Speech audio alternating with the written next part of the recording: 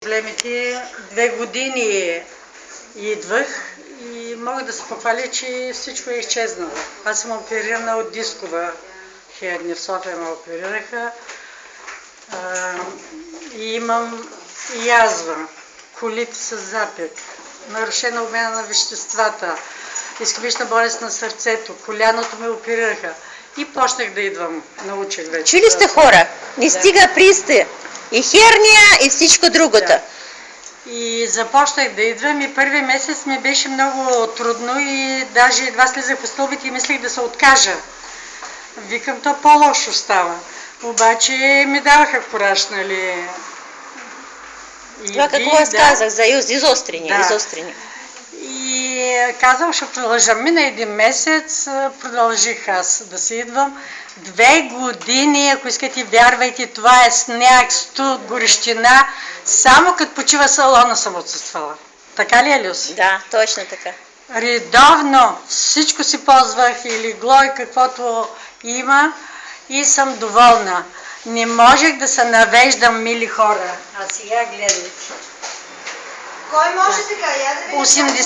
85 кг бях, килограмите ги свалих и сега даже още, защото всеки ден пак си правя и то по 2 пъти сутрин и това. Поддържам си и вкъщи, защото вкъщи всичко имам, каквото го гледате тук. Мини салон у дома. Всичко си имам. Всичко едно по едно, на изплащане.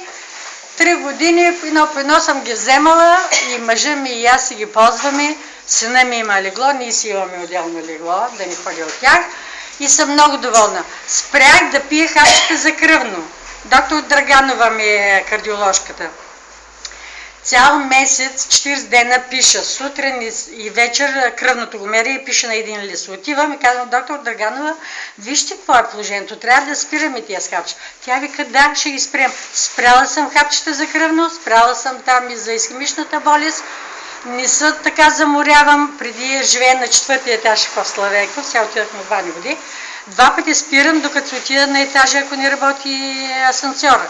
Няма. Благодаря на Бог ли, на Люси или не знам на кого да благодаря. Обаче чувствам се жизнена. На 73 години съм, но тогава ходих на физиотерапия на военната болница. С 30-ката слизам и после трябва да мина подлеза, да отида до механотехникума, да хвана обратно 30-ката. Не мога по стълби да слизам. Минавах светофара да отида на автобуса. Няма сега.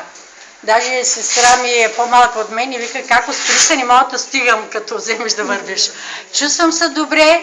Който иска да има подобрение, трябва да е редовен. Много ти благодаря. Да, просто трябва да имаш дух да го искаш, за да го постигнеш това нещо. Това благодаря. Аз съм се убедила. Благодаря.